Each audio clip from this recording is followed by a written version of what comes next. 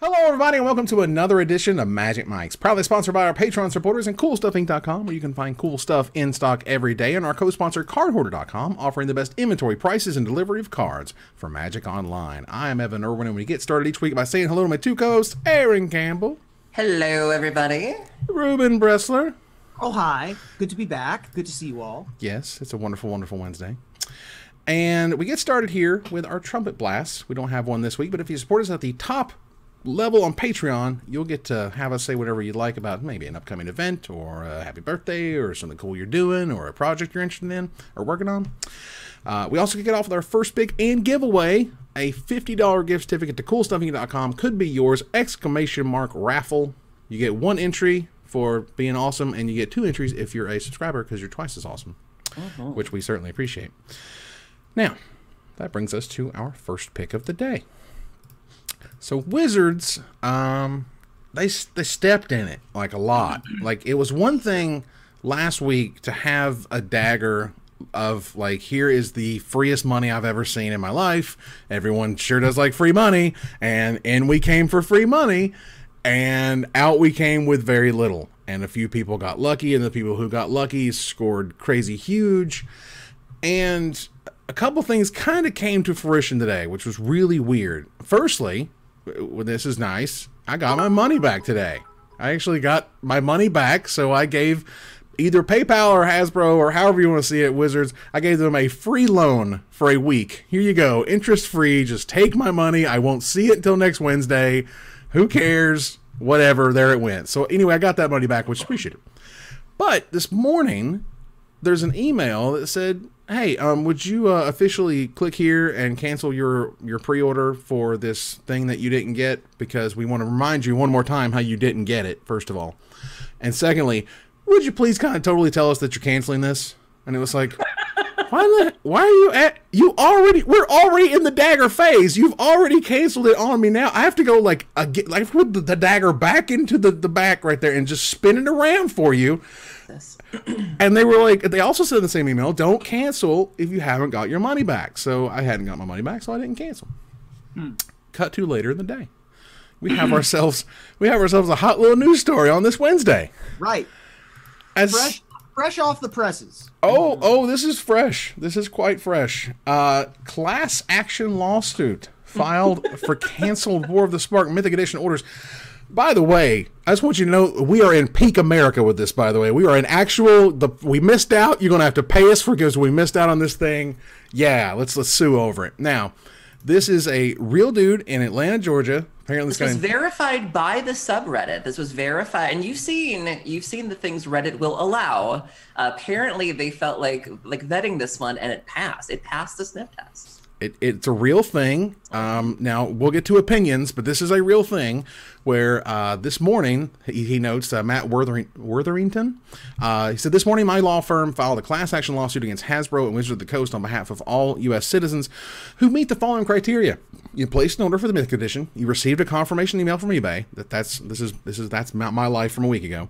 Had their order canceled, still there, and have not authorized eBay to cancel the contract. Remember that email I was talking about? How they said, hey, would you seriously click here and like for real cancel your account or cancel your order? That will take you out of this because you can no longer be part of the class action if you went and said, oh, I'm cool, this is it, we're canceled, we're done. That's how that goes. So that's weird. And essentially they're trying to say that by listing it with a buy it now price, Hasbro and Wizards made an offer to sell the set to individuals at the listed price. eBay's terms of service specifically state that when an offer for an item is accepted, it creates a legally binding contract. Okay. So let's just note again, they're trying to say, hey, if you're interested in this, you should email us and let us know, be a part of it.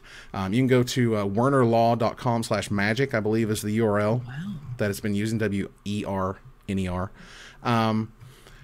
That said, someone said things like, for example, there's eBay's user agreement gives a lot of leeway in when a seller can cancel a thing and when a seller can't.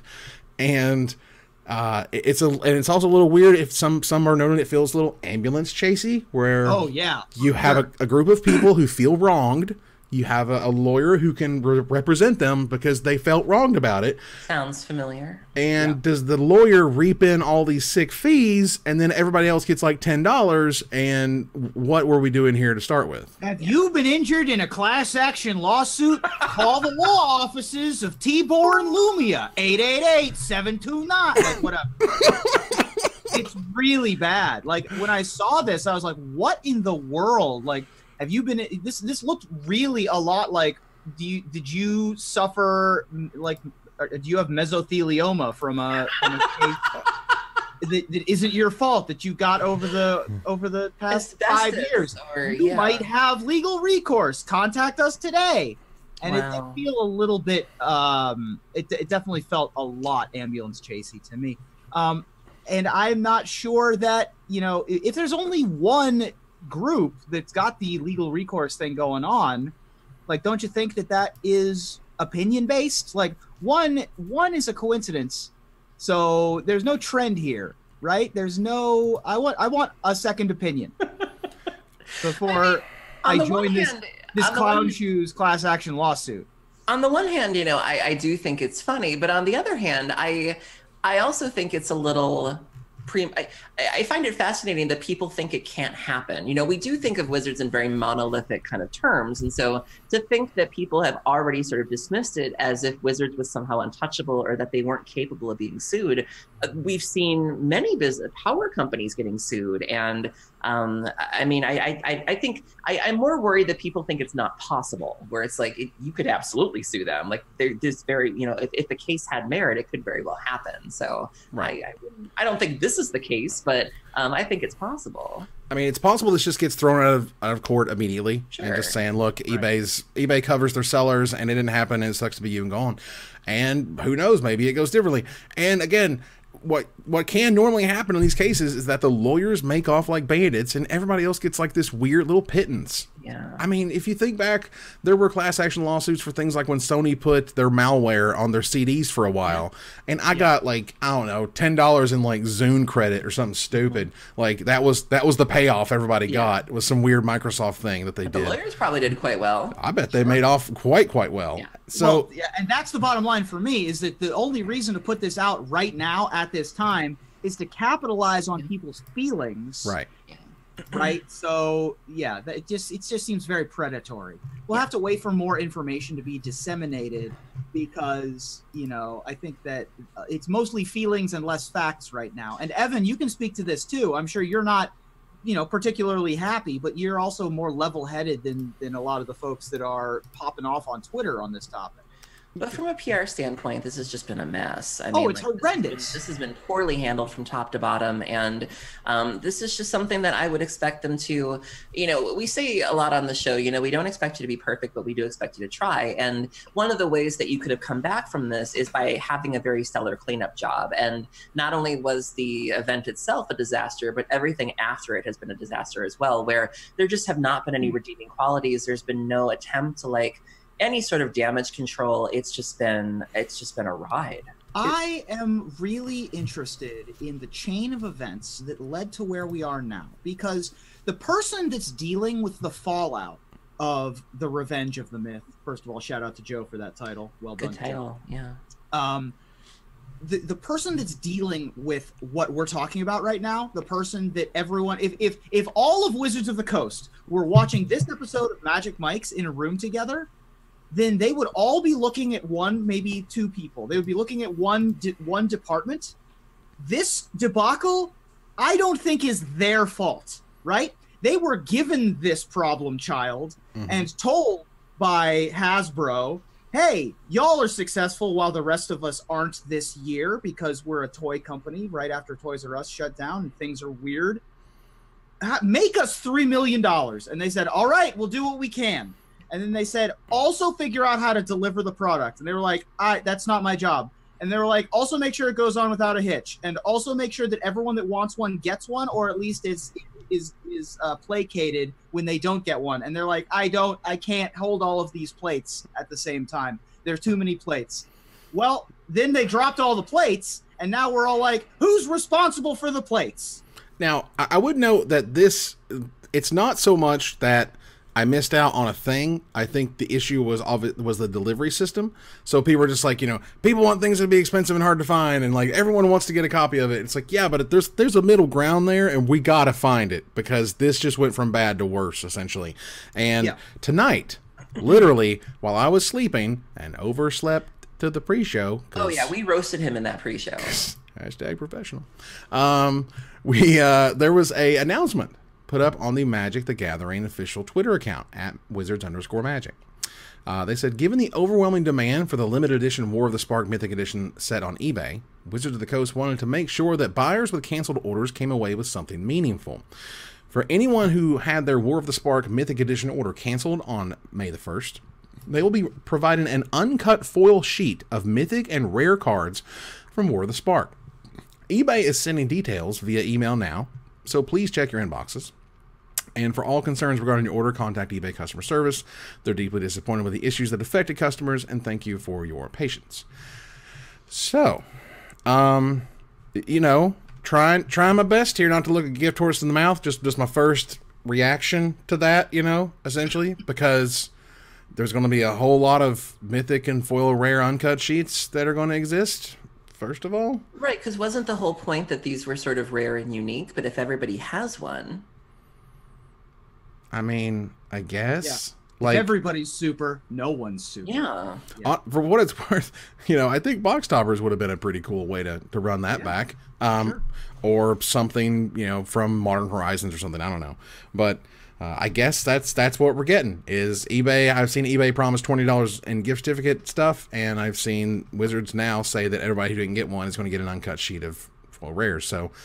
And when everybody has an uncut sheet, nobody has an uncut sheet that's rare and yada, yada, yada. Yeah, so we're getting these uncut sheets and the refund? By we, I mean people that don't get Mythic Edition. Right, you get the refund, and you should have your refund back. And again, I got my money back today, which is great. And you're getting these sheets. Right, and it appears I'm getting at least one of these sheets, which... that's cool, but... So sheets are a weird space, and Evan, you know this. There isn't a huge market for sheets, right? And honestly, the best way to turn sheets into dollars. I think Evan knows. I know what you're going. I know where you're going with this. Should I say it or not? Go ahead. It's a whole thing. Okay, is to get them cut, but get them miscut. Miscutting your sheets is the best way to offload your sheets. It's true. So there's going to be a huge influx of miscut foil rare and mythic War of the Spark. Trust no one. Trust nobody on the foil and mythic rare miscuts and misprints. But that's real. That is, if you ever get a sheet, that is really the way to get stuff out of your get it off your desk. You can have a spell and it's got 3 different cards around the edge or whatever because you cut it all weird, and there are people who love that stuff and they'll trade for that stuff. But the problem is that miscuts are going to be worthless for this set because that's what everyone's going to do. So what are you even getting when you get this sheet? I appreciate the attempt, but this is a weird thank you note. Right. They're also hard to transport. Right. You can frame them. They're worth something framed. Right. They're worth it's cool to have an uncut sheet of Magic cards. That's a cool thing. Don't get me wrong. That's neat.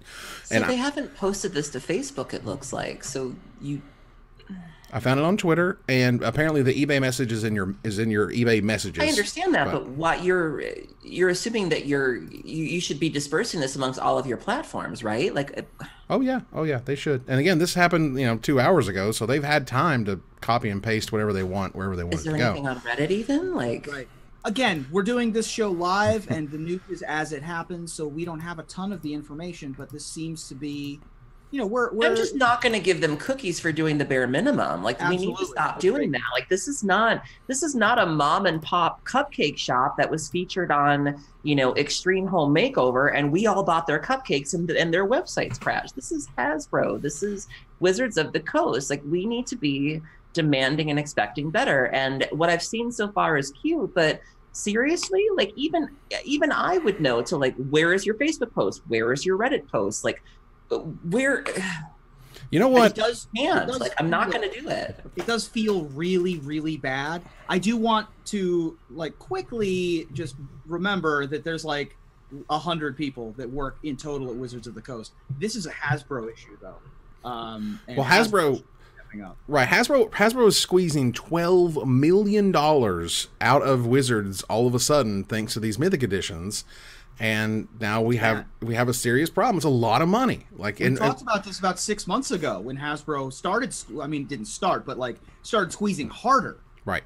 Tightened the screws even more. Right. And they're putting so much pressure on Renton to pump out dollars that stuff like this is gonna happen. It's a problem. I mean, it's also a problem, and maybe I shouldn't say this, but I'm going to. It's also a problem when you have created a work environment where people are not free to really give their opinion.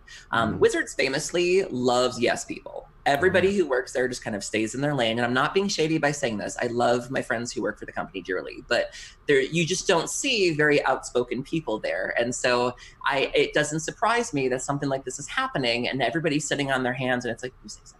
No, you say something. That culture is ripe for mistakes like this because no one's going to speak up and say, maybe this was a bad idea. Maybe we shouldn't do this again. I am really worried that because of what we know about the culture, that no one's going to say anything. And this is just going to happen again. I mean, and this is both from Aaron, who knows people work there. I know people who work there or have worked there. It's very siloed. Stay in your lane. That's what you do. Right. You are a silo. You are in your little silo, and you don't go outside of it. And if you do, they just ton of bricks. Just like, get out of here. You're not part of story, or you're not part of marketing, or you're not part of brand. Go on and do your R&D thing, and don't talk to us about your ideas. So with that type of culture and no one wants to rock the boat, and then suddenly we have all this pressure, like, just to be clear, there's a lot of pressure on Modern Horizons. That product really needs to work. So expect to see some crazy stuff in that thing because they want to make sure that that product hits in a world where we go War of the Spark, Modern Horizons, M20 back to back to back in 3 different months. That's a lot of Magic to buy. That's a lot of Magic to care about. And Wizards is really squeezing hard on how much they can get out of Wizards in a short period of time. And in a lot of ways, they're doing good things. They're doing Magic Arena, and they're doing events, and these events are great, and these products are cool. Weird a little that we wouldn't get an uncut sheet of the Mythic Edition, for what it's worth. Just gonna throw that out there. Yeah. Okay. I mean, seriously? Because, like, if you're literally just going to the printers and just hitting print, like, why don't we just print that? Like, at least it's what you missed out on versus, like, some rares and mythics from the set that you already like and are probably anyway. Anyway, I don't know. I'm just saying this is weird. We're in a very weird situation where we got lawsuits over here. We got Wizards throwing stuff at us. We got eBay throwing stuff at us. We have a system that is broken. You cannot do this for M20's Mythic Edition or whatever. Is M20 even going to have one? I don't know. But, like, you cannot do this. I think there literally has to be a lottery system, or we have to do it like Kickstarter style, like I was talking about last week, because I think the Hamilton lottery system, honestly, is probably the best thing. You just say, I want in, you cross your fingers, maybe you'll get an email, and maybe you won't. And that's where the 12K goes. And at least then we can say we all had a shot. Right. As opposed to this, which is clouded in mystery. Right, which is, I hope my browser went through, I paid with a different way that you did, and because I did, I missed out, but you didn't because you paid with a credit card. Well, PayPal won't so-and-so. I mean, seriously, it was a giant cluster, and we can't keep having giant clusters. Nope. These are avoidable problems. Let's try to avoid them in the future. Okay, so moving on here to some good news. Good news, Gather the Townsfolk here. Hipsters of the Coast reported from Weekly MTG that ahead of Modern Horizons, Wizards will be publishing a full list of which content creators will be receiving previews and which will be updated with links when the previews are published. Nice. Love it. More transparency. See? It's great. I love this. Yeah, though, it's terrific. You know, pay attention to Magic Mike's on this night. Pay attention to, you know, cool stuff on this time, or Card Kingdom's Twitter or something maybe on this time. Whoever gets cards, list it. We'll be there. We'll be there and ready. And that way, when someone tries to, you know, basically take their preview away from or whatever, we know who to pay attention to and when. So if you don't want to, you know, give the leakers, you know, any satisfaction, you can pay attention when you do. That's right. They're the leakers. Okay. Drip, hey, drip, drip. Likes a leaker. Oh wow. Okay. That's a thing. Trust me. I know. No, I'm kidding. Wow. That's not a thing you brag about. Yes. So promote the promoters. Wizards is very proud of the idea that they can use their fan base and obviously in a way that helps the company, and also in a way that doesn't really cost the company that much money. So having someone manage giving out previews and where previews go and promoting those people, that's terrific. We also learned that the fall set is coming, and when it's coming, and this would be the codename Archery. Interesting. The pre-release is going to happen just after my birthday on September 28th and 29th, 2019. The draft weekend is October 5th and 6th. Friday Night Magic begins October 4th, and the Magic weekend is October 26th with a release date of October 4th. So the actual release date of the new fall set that's coming. And from what the rumbles that you hear is that it's an all-new plane or all-new place. We haven't been there before. Don't know. Could be quite unique. I'm certainly excited to see where we go. But yeah, so that's the thing. That's the fall set 2019. Okay. And as usual, we talk in code and murmurs until we finally get something to talk about. Right. Yeah. There's nothing to talk about there. But yeah. So Ruben, tell us about What the Deck. So What the Deck, man, is What the Deck is a new series being put out in partnership with Wizards of the Coast, featuring some of our favorite weapons of mass seduction in the Magic the Gathering sphere. Wow. Primarily Day 9 and Brian Kibler of the Magic Invitational news desk. This is a new series being in partnership from Day 9 in partnership with Wizards of the Coast as an official Magic product, where Day 9 is going to battle against folks like Noxious, Professor Nox, and Kibler with user-submitted decks, oftentimes using alternate win conditions or really expensive or hard-to-cast spells, really specific legendary creatures or planeswalkers, tribal synergies, more meme-y kind of decks. And did you just Meme adjacent. Okay.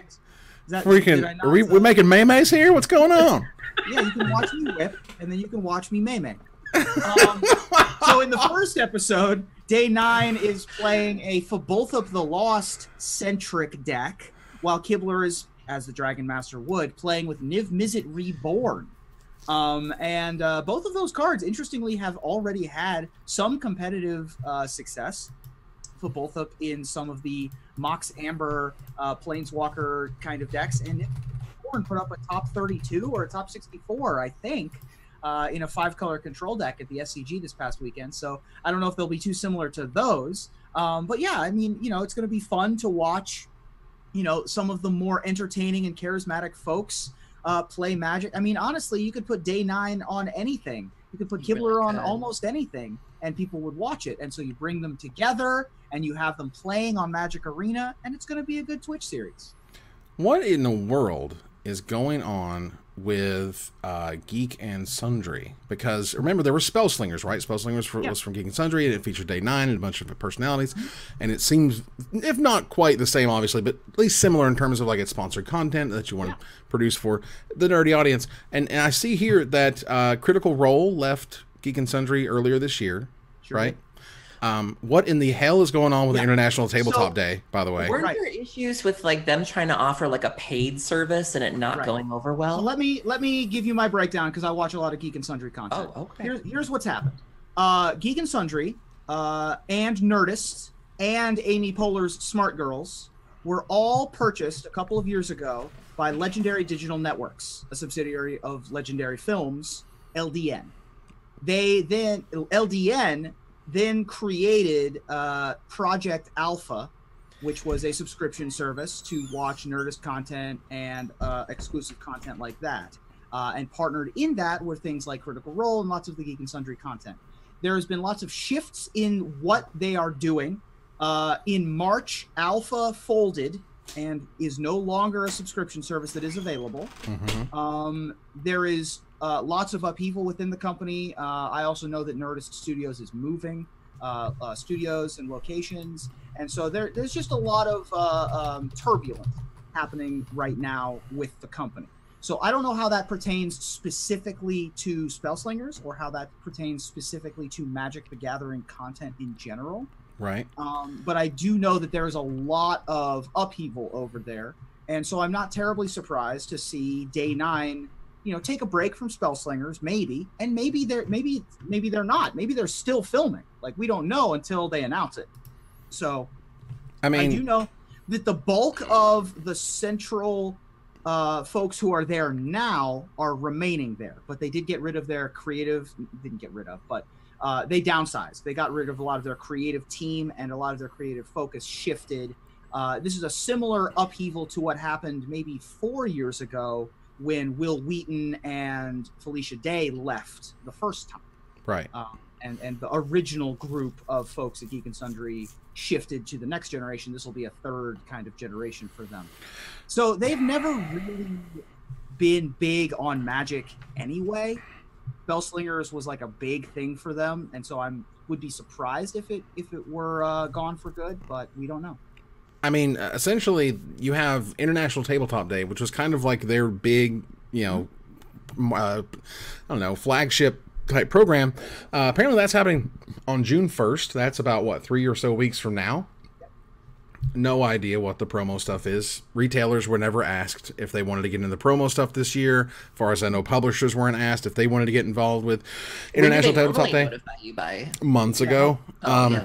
Because you want to be able to get all the retailer orders in for the promo kits, and then get the promo kits sent out in time. What the expectation was. Right. And the expectation was this is an event that you want to promote in stores all across America. We've got 7 stores for Cool Stuff Games. Let's make this happen. We've bought their promo kits before. They started going down in quality, and then all of a sudden they're not doing anything at all. And so that's a revenue stream that they're not using anymore. And at the same time, it's kind of making the event feel a little flat when you're not really doing much of anything beyond promising a stream from 9 to 5.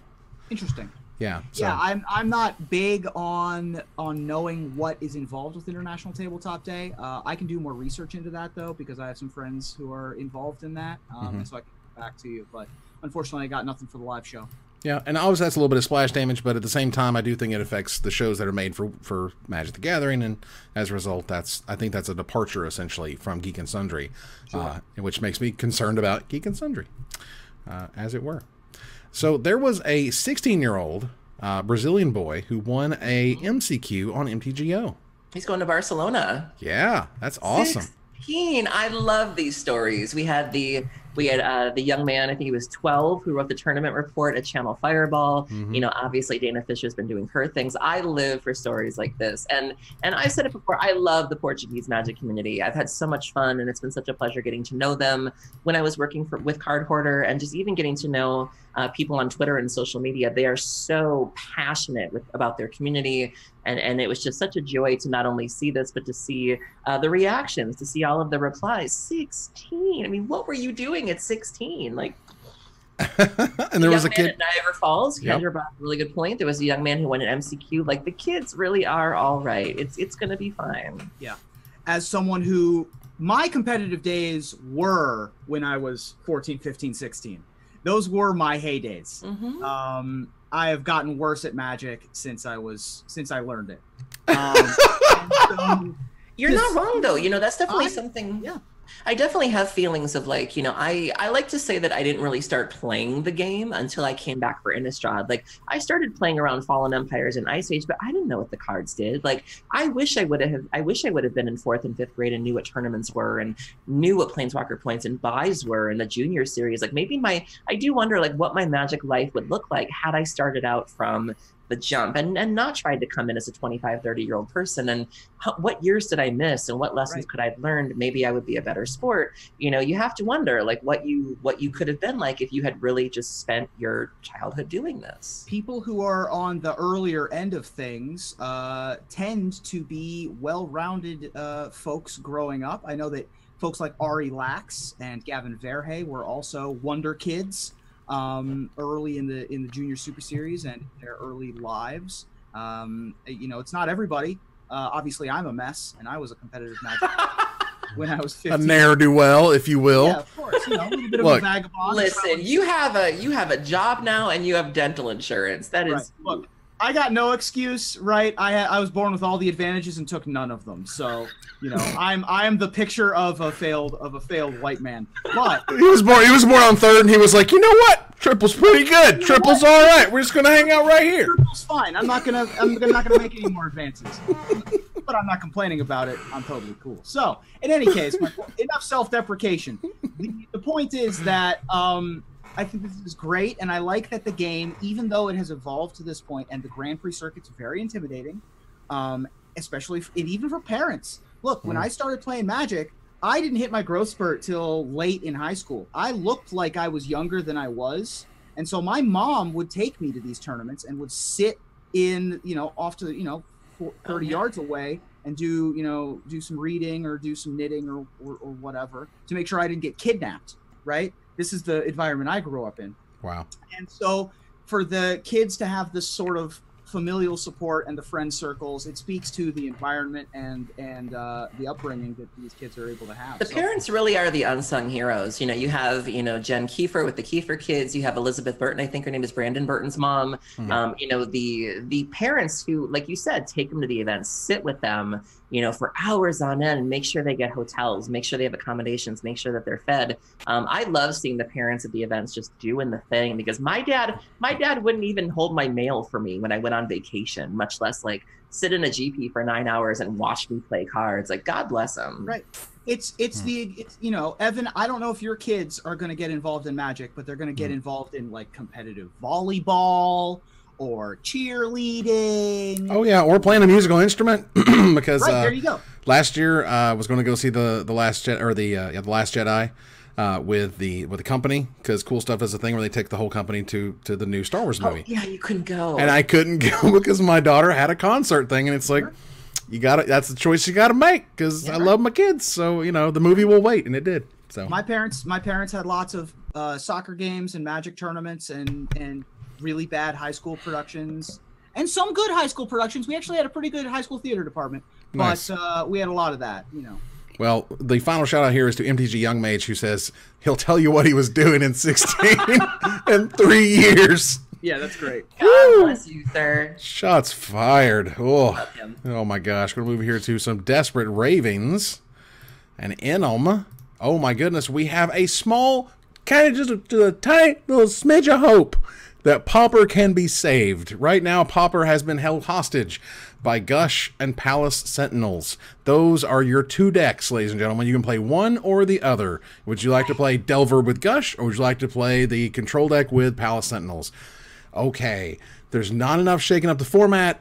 At this point, Alex Ullman is just like begging them, please, God, we've made podcasts, we've written articles. I mean, Kendra's written this huge treatise. We're just like, please, what are you doing to our format? Kendra threatens to quit Pauper every week. She's like, I'm leaving, you guys. I'm really leaving. And the next week she writes another Pauper article, and it's like, we can't miss you if you don't go away. Like, oh, wow. When I love Kendra. Yes, you have Delver variants, like Blue Black Delver is 17% of the metagame, Boros is 16% of the metagame, Mono Blue, which is another Delver deck that just forgoes the black, is 9% of the metagame. 44% of decks play Preordain, 40% play Gush. Gross. Which is pretty disgusting. And if you're not playing Gush, you are absolutely playing Palace Sentinels. Yeah. The most popular decks after that are the Tron decks. Remember Tron and how that was ruining things until Peregrine Drake went away? Oh, yeah. And also Burn. But, your elves, which we thought were going to get rescued, are pretty much nowhere to be seen. The Pestilence deck, the Black-White Pestilence deck, is pretty much nowhere to be seen. Hexproof, Affinity, Kiln Fiend, these staples of Pauper are, less than 5% of the metagame. And so it does really need a shakeup. It feels a lot like Legacy right before Top got banned. So, Alex Ullman, says, hey, play design, please look at MTG Pauper. Well, Ali Medwin, who is on the MTGO team, said that they're aware that she had raised the issue with play design as being important in MTGO a little while ago. And I'm sure they'll do what's best with the next BNR update. And at which point, thanks, and this is great, and we really care about it. And she knows that, you know, that even though it sounds like only she cares, you know, she said it's worth noting that almost everything about Magic is a team effort, and only one person caring about almost never results in something happening. I've never needed to sell people on the idea that Pauper matters. I'm just somebody who says words in public sometimes. Right. So, and also, cool. As I mentioned earlier, this is the good side of having a small company, right? There's a bad side. The bad side is you get Mythic Edition. The good side is if one person cares out of 100, that's already 1% of the entire company. How many people design a Magic set? 14? Like, there's 2 lead designers, and then there's the creative team, there's research, there's development, and that's it, right? So how many do you need, really, to care about a format before something happens?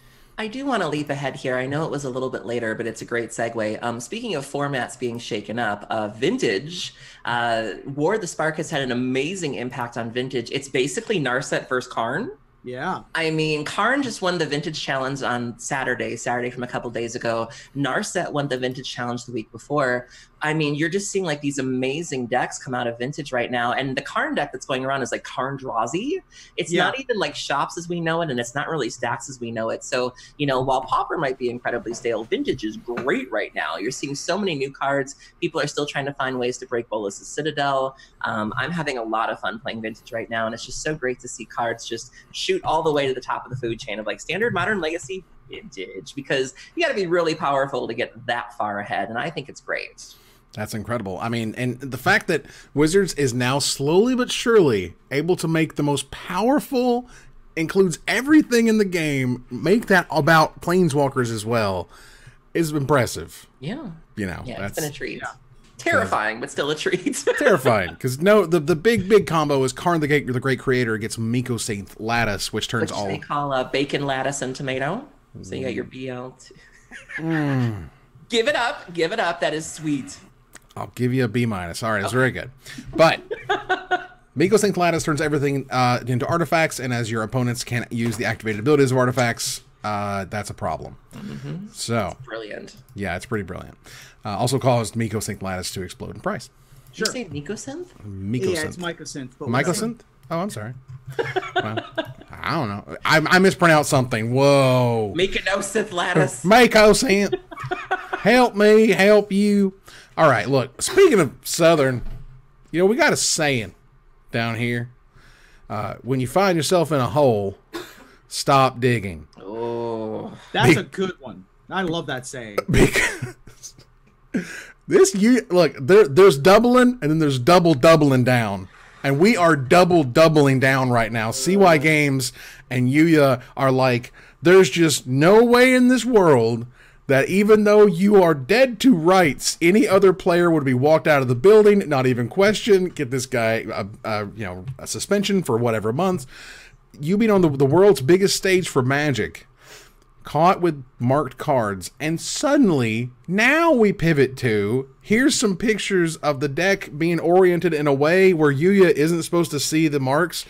But when you look at the marks and you see the way that his deck is on the table, he can see the marks. Like, what is happening here? I don't. There's even a match breakdown. They proceed to break down, you know, what his day looked like. They took the video coverage. I mean, to be fair, I mean, what they're saying all the right things. You know, I love to drag people for awful like wording and statements and things like that. They're saying all of the right things. You know, it's. There is also something to be said for being lost in translation in some way, shape, or form. As the commentary was in Japanese, of course.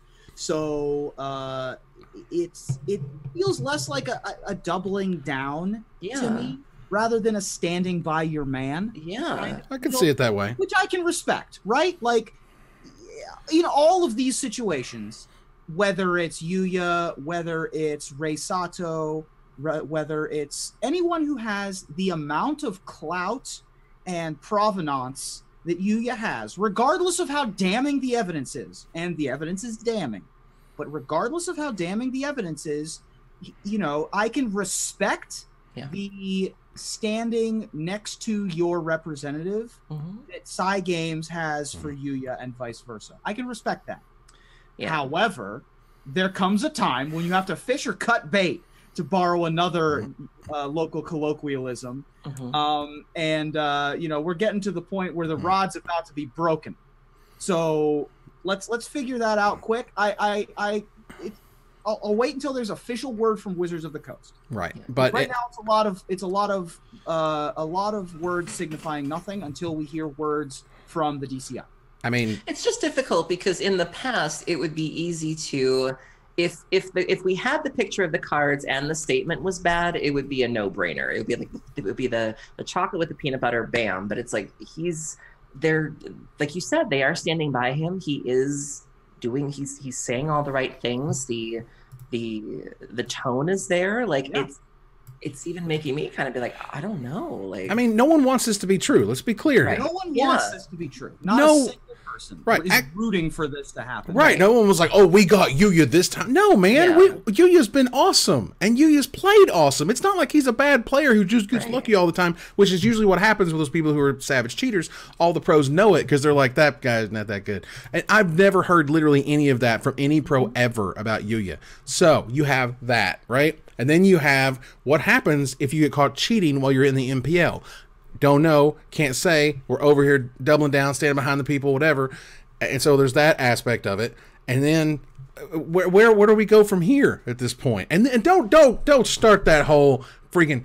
There's some sort of race element in this. Is because he's Japanese? No. Then you don't get to do that. You get to see pictures of the sleeves, and you get to see what the judge said. You get to see what you said. And that's the end of it. Like, come on. So it got a little weird. A small footnote here. Last time we discussed things, there was not a lot of pro commentary. There was a clip from Ben S's Twitch stream where he discussed the Yuuya controversy, and Ben S is nothing if not straightforward and to the point. I will link that in the chat for your own perusal. He also shuffles really aggressively. Well, this was on Arena, luckily. Oh, it just makes me uncomfortable. Wow.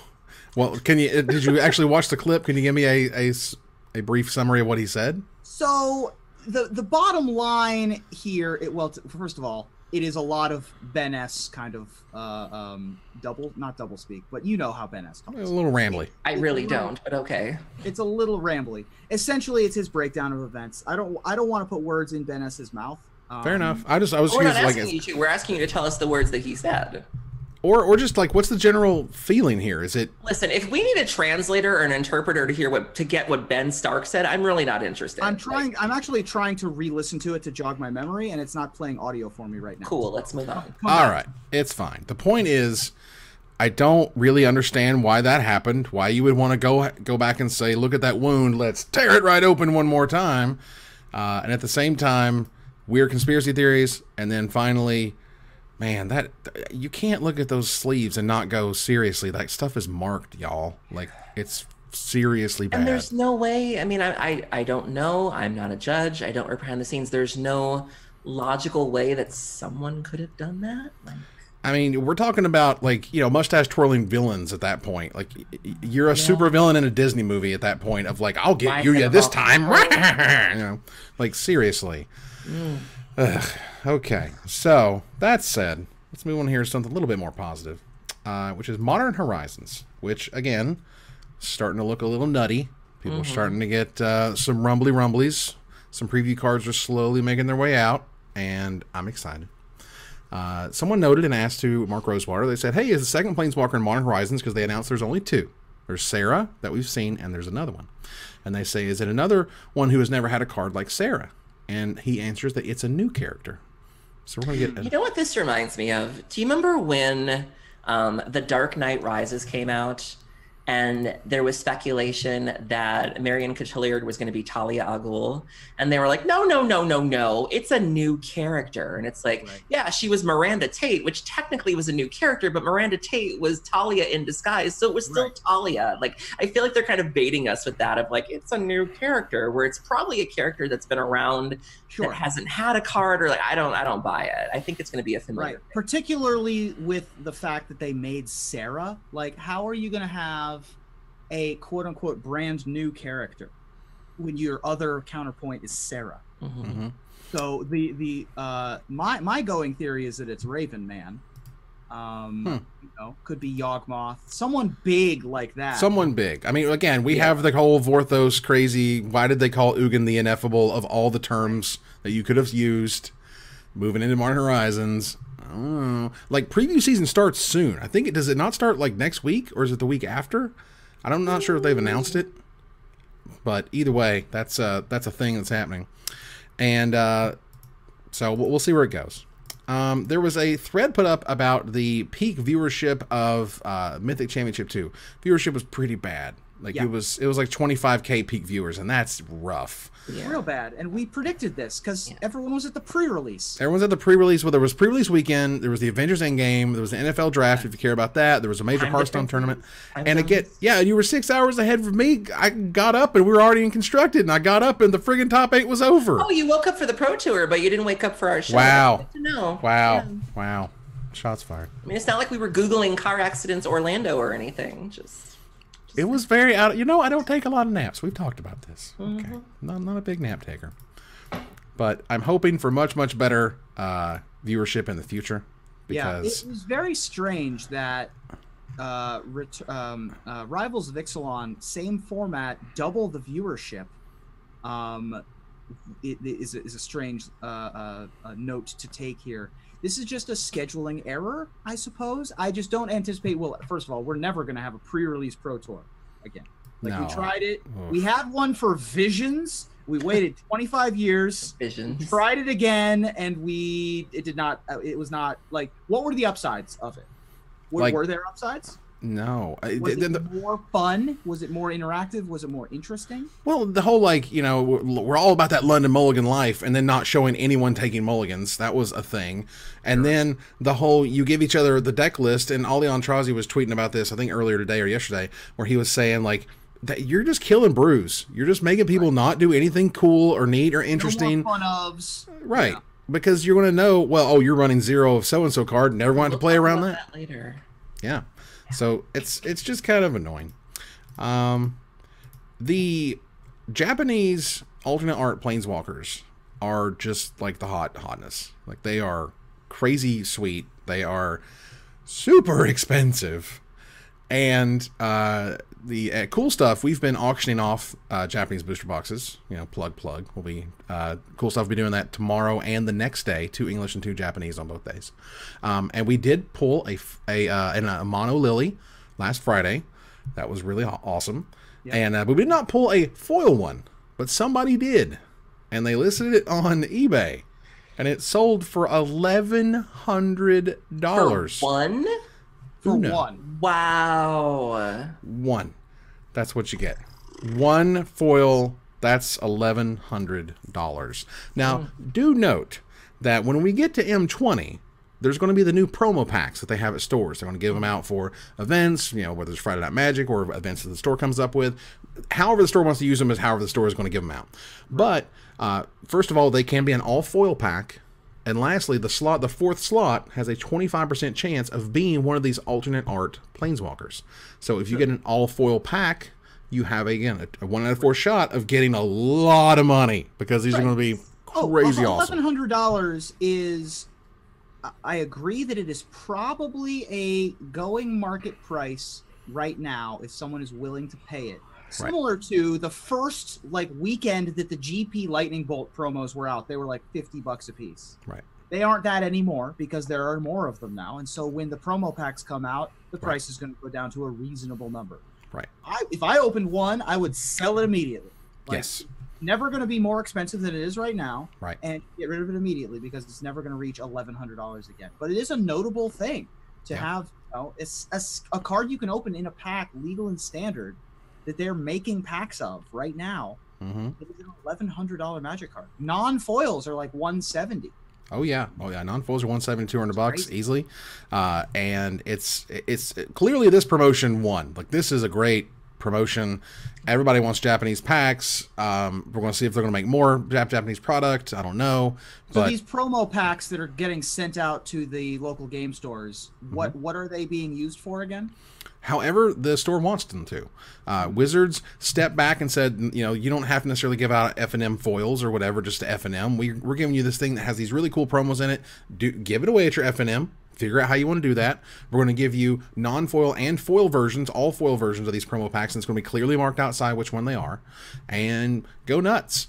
Because all Wizards wants is people there and playing and participating in events, and you can make a casual event. You can make your 4-player commander a casual event just instantly, and that counts towards the store in terms of participated players and players that are engaged, and that in turn shows Wizards that you have the right metrics in order to get to attain the ultimate status of WPM Premium, which pretty proud to say that 6 of the 7 Cool Stuff Games locations are going to be WPM Premium as of today.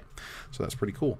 And the regional managers, she's been working her butt off just trying to get all the things, because again, Wizards, like I've said this before, Wizards really cares. Like, they have cared in a way that I have never seen them care as a company in my lifetime about these premium stores, and they're serious. They want you to take video. They want you to have uniforms. They want you to have these signs that are not just handwritten. They want nothing that has uniforms is a lot. I mean, stuff that really kind of, makes it more professional environment, more inviting environment, as well as clean and, with nice fixtures and not like dirty or stained carpet. What's wrong with the 7th location? It has never been remodeled, so it's going to be remodeled soon anyway. So we're going to take advantage of that stuff. But and again, we have a path forward, and they're giving a lot of these stores a path forward of here's the steps that you can take if you want to be involved in this program, because they're starting to send out the first unique merch to premium stores, being like a lit sign and a special poster frame and some like a special thing that holds new player decks or whatever. So it's really cool. But either way, those Japanese cards are fantastic. Yeah. All right. Moving here a little bit to splash damage. We got a few minutes. Talk about the world's most complex game. Oh boy. This comes up like every...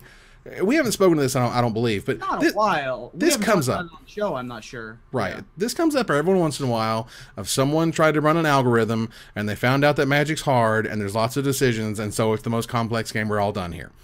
Even though like Go exists and Go's a game. Okay. Right. So the complexity of Magic is such that it qualifies as a, quote, Turing complete game, right, which refers to it as roughly as powerful as a computer in terms of how much information, how many binary switches there are.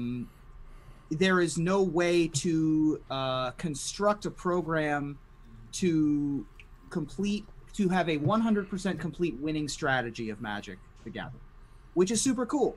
And the fact that people can figure that out and suss that out mathematically is neat. It's not so much that it is the most complete by far. It's once you get to a level of complexity, it doesn't matter if you're more complex or not. Right. You tip the scale. It's just, you've gotten to the end of the graph. You're off the page, and you're that complex. We've all known that, of course, as Magic players. We all know what a complex board state looks like, let alone which land drop we're supposed to make on turn 2 based on whatever else is in our deck. It is cool that more mainstream sites pointed it out and have let us know that. On technologyreview.com or Kotaku.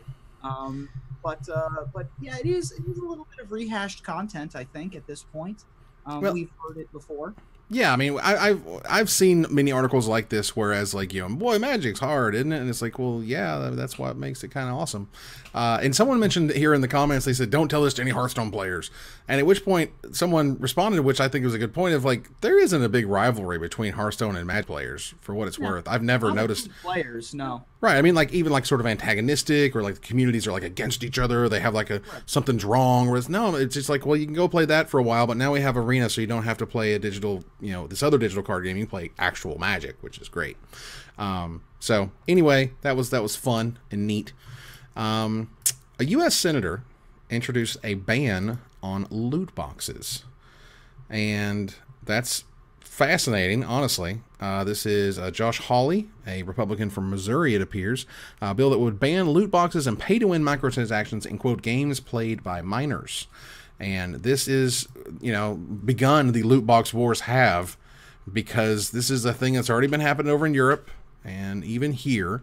And I felt it was interesting in that I can tell you from raising kids in the 2000s or whatever, that this loot boxes, and even more recently the season passes. That's been a huge thing. Those are important to kids. They love that stuff. You can do things like their allowance is tied to them getting those season passes. I've certainly bought season passes in lieu of allowance. That's a thing that's happened because they love Fortnite or whatever, and that's totally cool. But if Fortnite was like, you have to buy this $20 gold loot box that has better weapons and items and everything else. So can we go back to level 1 for a second? Because I know there's some people in chat and even myself. What exactly is a loot box? Like, I'm not... You know what's funny? You ever open a pack of Magic cards?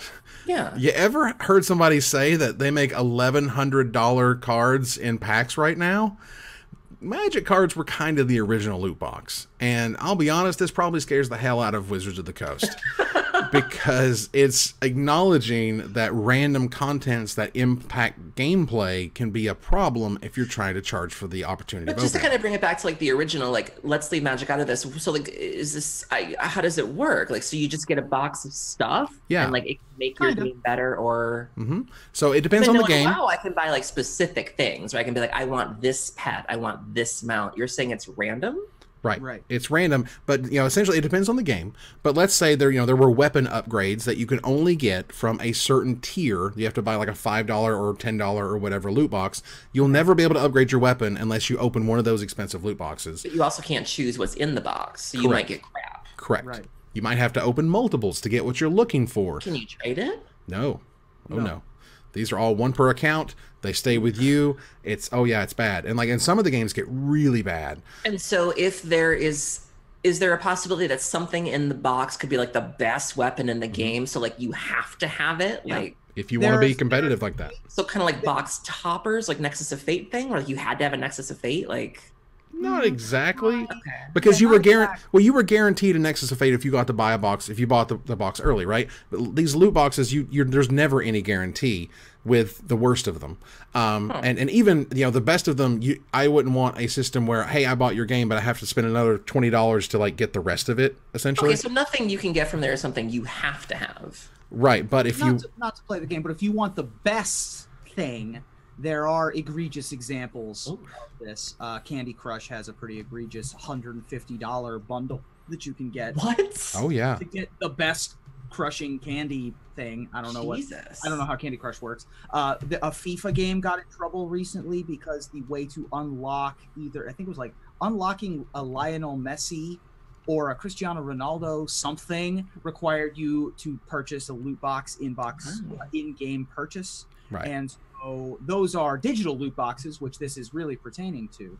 But it is transferable to things like Magic cards. Now, to be fair, this is from Senator Josh Hawley, who has a bit of a history of going after tech companies. Well, this isn't the first time that we've had this discussion before about how, games famously do have elements having to deal with like addiction and like purposely putting things in that make you keep playing. And, even World of Warcraft, the ding, when you hit a level, the feeling of seeing the gold spiral and hearing the noise and seeing the spam in your chat about, all the things you gained. It's like, these games are designed for a reason. They're designed to keep you playing. I mean, even looking at the dating apps that we use nowadays, Tinder is worded in such a way to make it feel like a game. And, people and there are in-app purchases in Tinder too. Right. And so people aren't even really on Tinder to find love. They just want to make those matches. And so there's been a lot of talk about how ethical that might be of like, are you being programmed? Are you being manipulated into playing these games when you might not otherwise do so? And so I think it's fascinating. I'm not sure that this is necessarily the answer or that loot boxes are even the problem, but it is nice that people are talking about that more, because when you think about it, there are a lot of strings being pulled. Sure. This is the thing that Richard Garfield rallied against or railed against in his Facebook post maybe 2 years ago. 2 or 3 years ago. Against Skinnerware, which we discussed on the show at length. Right. That are taking advantage of people who are just like, who really are just chasing the dragon of the ding. Right. And have that feeling. Well, last year the dam kind of broke with, and I think it was last year, Star Wars Battlefront. Yeah. By hiding the best content behind random loot boxes, notes FPNY41 in the chat. Thank you much. Who noted it cost something like $2,600 to guarantee access to everything. And that's it's just not okay. And so you've seen these huge companies turn everything into a service.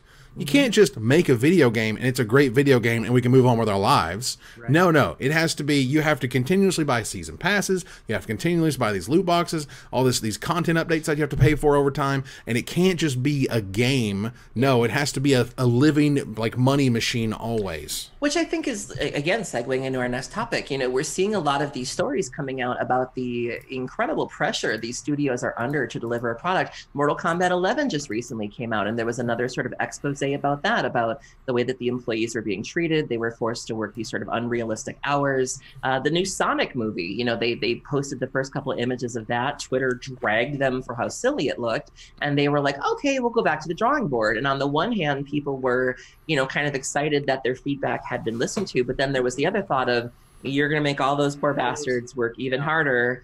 And your deadline, you still have this release date coming out. Oh God, what are you doing? And so, you know, our next topic on the thing, if you don't mind me, Evan, is Riot Games. Riot Games, over 150 people walked out, which appears to be the first walkout in game developer history, protesting the fact that forced arbitration is still a thing, the fact that there have been several exposés about the Riot culture in terms of, you know, harassment and diversity and how they treat their employees, and no progress has been made on that front.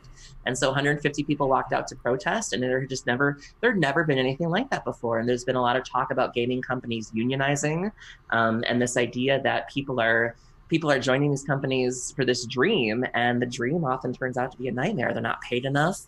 They have unrealistic deadlines. It's just wild. Right. And for what it's worth, Celtic Demon notes that he has a feeling it was a marketing ploy. I do not. There's no way they put that much money, time, and effort into that Sonic trailer for, like, they meant for it to suck. Like, there's no marketing manager's gonna be like, all right, I got it. We're gonna totally suck so hard that when we unsuck, we're gonna have a huge win. No. This might be a hot take, but I didn't hate the Sonic trailer. Is that, like, a bad take? I didn't watch it. No. Oh, I watched it. I didn't like it very much. Fine with it, like. It felt like Smurfs, you know. It felt like Alvin and the Chipmunks. You know what I mean? It felt like this is that style of movie. It's not going to mean much. It's going to mean something to the 6 to 10-year-olds who watch it because reasons. Yeah, but everyone else is going to forget it. Right. Like, you know, it's a cartoon. Like, I don't. Right. Yeah. Never mind. But those animators, though, like, I actively feel bad for them. I feel bad for them too. Yeah, it's going to be rough. That's another situation of, like, this isn't your fault, but you're getting blamed for it. I feel for folks. All right, so let's go ahead and pick a winner for our giveaway. Let's see. We still have a topic.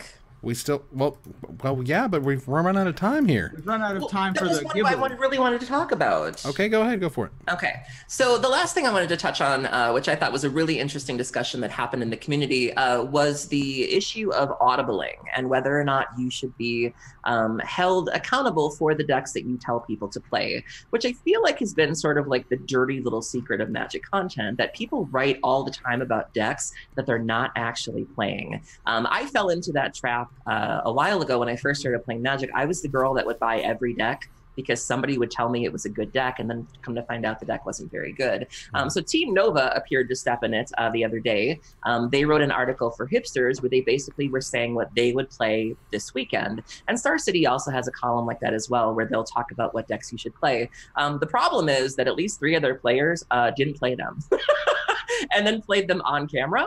And so people were like, wait a minute, girl, you guys claim to be experts and told us your expert opinions, and then y'all didn't even play those decks. And they were like, yeah, we audibled. And then it led to a really interesting discussion of, if you are going to put your name on this and you are going to post content, do you have an obligation to follow through? Or if you do decide to audible, is that somehow deceptive? And I thought it was a really, really great discussion. I think it's something a lot of people have never really talked about. I'm sure it's something we're all thinking. And so it did lead to one of their players, Abe Stein, posting an article on Star City Games, kind of describing what goes into audibling, you know, what leads people to do it. When are the times that you should? And then, you know, him kind of defending their decision and saying, you know, this is something that we did. This is what led us to make that decision. And, you know, other content creators chimed in, CVM being one of them, of here's a way that you can still do that without feeling you know, like you are being deceptive, or there is still a way to kind of keep it open-ended to where, you know, people don't feel like they're being deceived. And I thought it was a really great discussion that we just have never really talked about like this. And Team Nova made some really great statements on Twitter about it. And I thought it was really neat. It started a really interesting discussion. And if you happen to have the overlay for Going Infinite available, Evan, now would be the time to switch it over. Because this is some good evergreen Going Infinite content. Really interesting discussion from this second episode in a row of us talking about Abe Stein, by the way.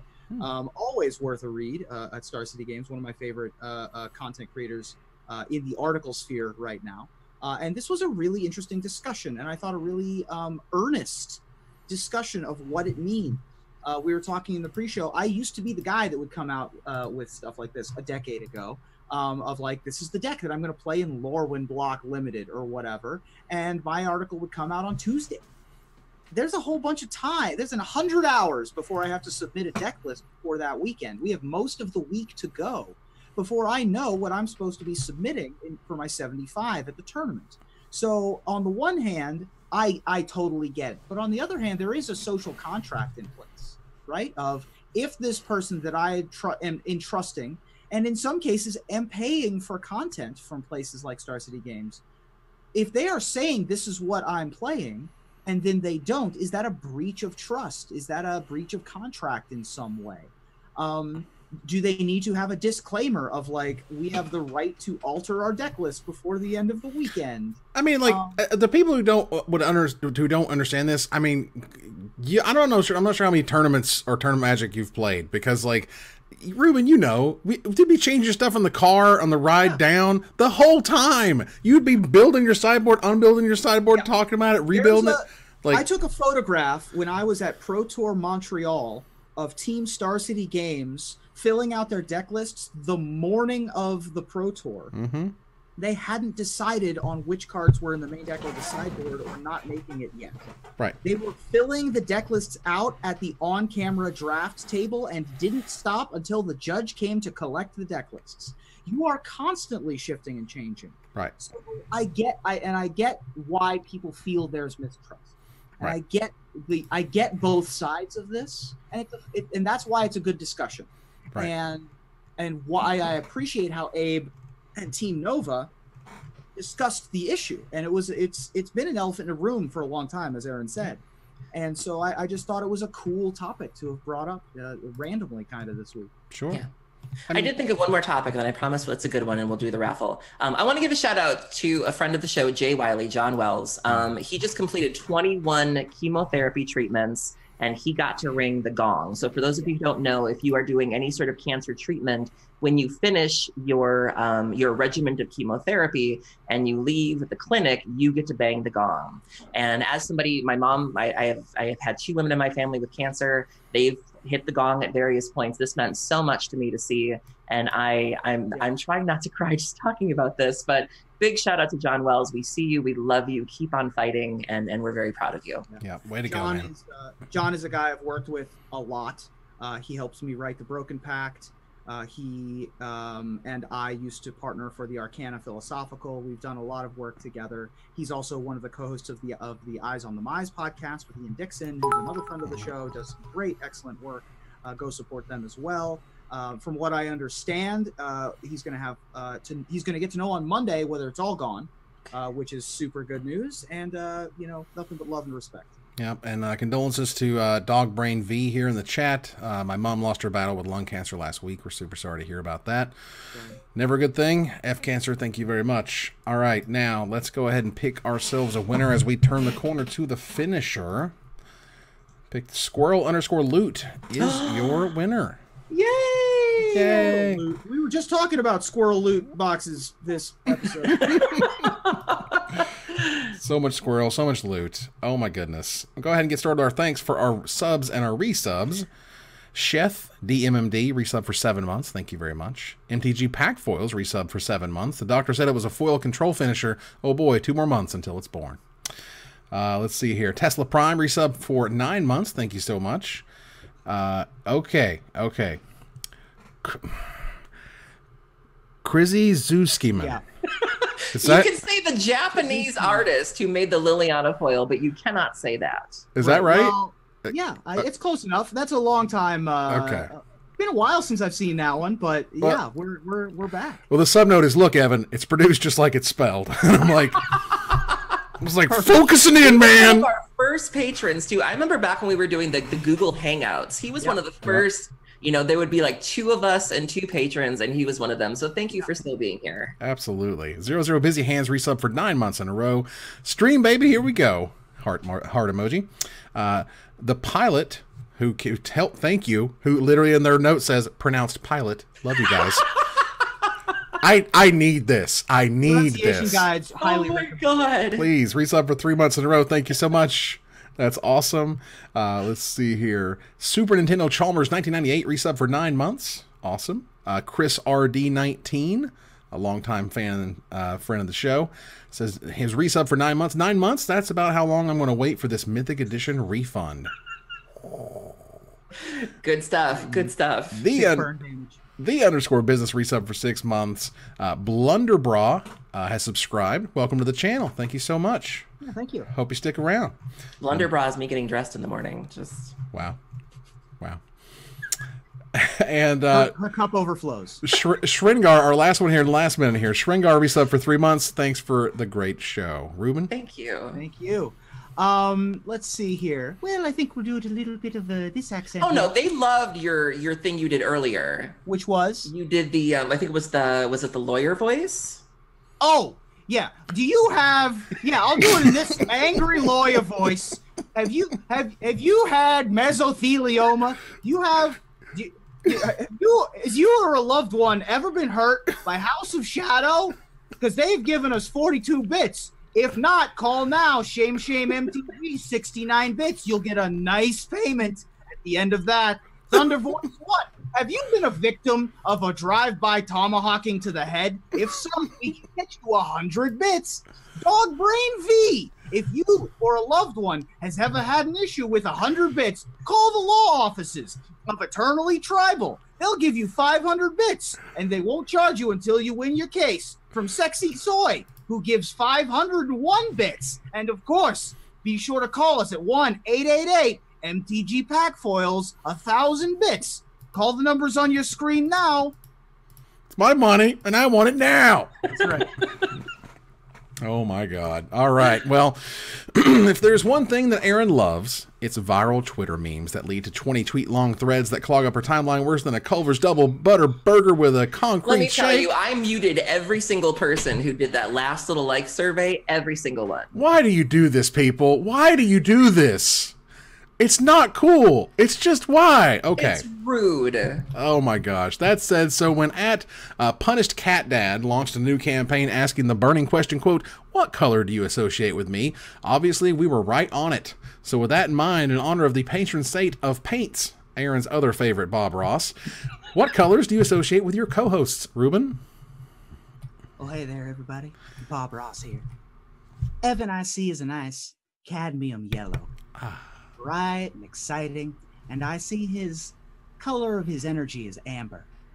And Aaron I see is an alizarin crimson, a real unglued mountain feel because of her incredible creativity and her deep passion and her absolute seething hatred of that color in particular. Aaron? Well, Ruben I see as more of a medium orange, like a carrot or a sandstone, as he's simultaneously erratic and unpredictable as well as deeply lazy. Evan I see as Van Dyke brown, maybe like a dark sienna or hickory, something with a bit of a grizzled feel that just says teddy bear, like the living embodiment of a wolf. Wolf. I can't use the word anymore. All right, it's fine. I had no idea. Suddenly wolves turned into things, you know? What are you supposed to do? Well, look, Aaron and Ruben, I see you two as a really inspiring and amazingly vibrant... Phthalo blue. I was never getting that without help. You've never seen Bob Ross? He uses only phthalo blue. I didn't know that was how you spelled it. All right. Thabo blue, calming and inspiring at the same time, and as a midnight black, a soul-sucking, energy-sinking hole of darkness that gives nothing, it just takes and takes and takes, and is a drain on the rest of humanity, and I'll let you two decide who you think is who. Yeah. Oh, boy. Yeah, that's what I do. What do you think, Aaron? I mean, obviously, I'm calming and inspiring. I mean, Right. All right. Way to go, Ruben. I think that the both of us are both the soul-sucking pit of black, and that our fans and patrons in chat are the inspiring blue.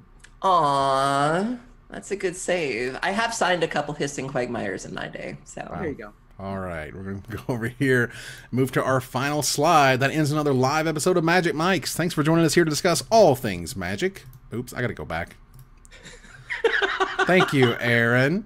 Thank you for having me, and thank you for showing up, Evan. Thank you, Ruben.